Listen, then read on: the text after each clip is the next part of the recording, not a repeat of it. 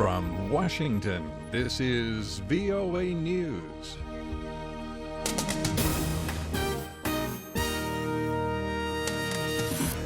I'm David DeForest reporting. Voters in the Midwestern U.S. state of Indiana went to the polls today in the latest U.S. presidential primary election.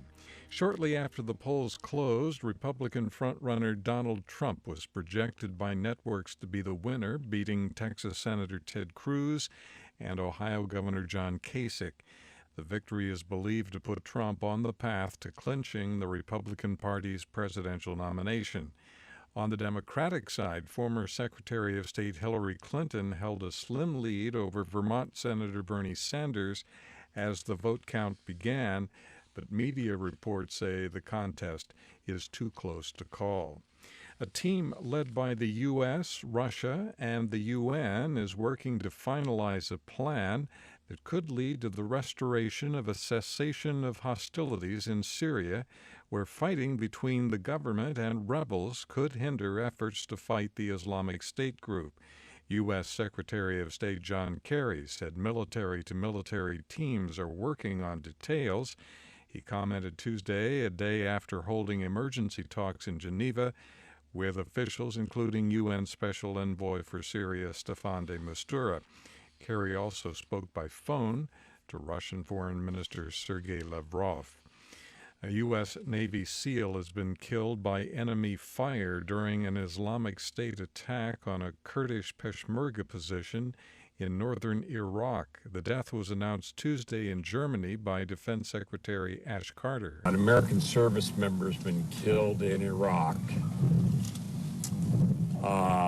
in the neighborhood of Erbil. A press secretary said the service member was advising and assisting Peshmerga forces. A top French trade official says trade negotiations between the United States and the European Union are likely to grind to a halt. That, he says, due to the U.S. reluctance to make concessions. This is VOA News. The United Nations Security Council approved a resolution on Tuesday demanding all parties protect hospitals, healthcare providers, and medical facilities against violence and be held accountable in case they don't. Gerard de Bowman is the New Zealand ambassador to the United Nations. Today, the Council has spoken with one voice to deliver a firm response to this growing global problem. We are shining a light on behaviour that is becoming all too prevalent, but should just not be happening. The adoption of the resolution in the UN followed a series of attacks on hospitals in war zones worldwide. The European Commission is due to release details of a plan to overhaul the EU asylum system Wednesday. The plans are expected to touch off renewed debate on how Europe should handle the influx of migrants. Transparency International says roughly 1 in 3 people in the Middle East and North Africa have had to pay a bribe for public services. A transparency report released Tuesday says bribes are commonly used to obtain public services in court systems and among regional police, as well as for medical care, documents, permits, and electric and water service.